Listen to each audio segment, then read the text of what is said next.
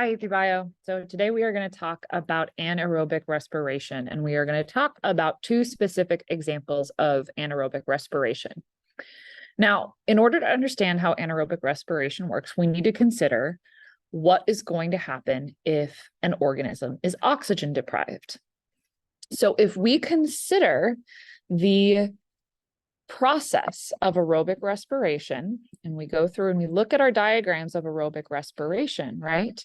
This is the diagram that looks most similar to what we did in class. Without oxygen, if you guys can take a look and find oxygen, without oxygen, ATP synthase is not going to be able to produce ATP. So if we're thinking about environments where an organism might not get oxygen, such as early prokaryotes, drowning, choking, high altitude, extreme exercise.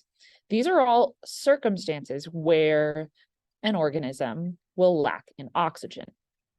So I encourage you to go back and look at these steps and consider, will the following steps occur without oxygen? And then is it possible to make ATP without atmospheric oxygen?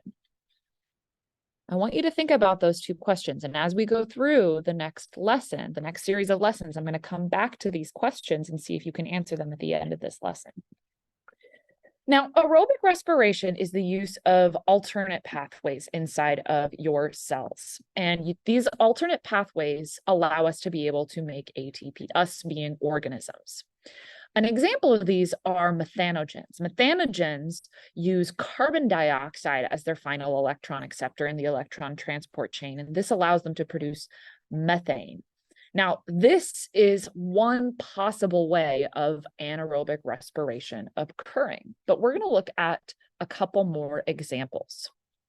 First example we're going to look at is lactic acid fermentation. So I invite you to look at this diagram.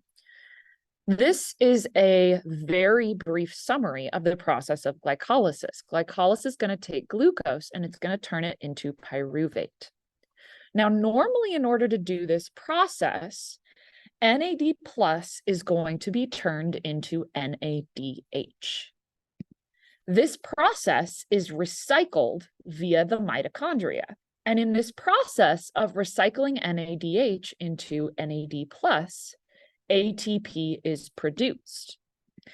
This is going to occur using oxygen, and this oxygen is going to flow down the electron transport chain in the inner mitochondrial membrane, eventually to end up in water. And this will recycle NADH into NAD+ and produce a buttload of ATP. But here's the problem. In anaerobic respiration, we don't have oxygen. So the mitochondria kind of gets shafted. It's not able to work, right? So what are we going to do? Well, in this process, NADH, instead of being recycled by the mitochondria, is going to be recycled by another enzyme. This enzyme is going to take pyruvate and turn it into this molecule lactate, or lactic acid.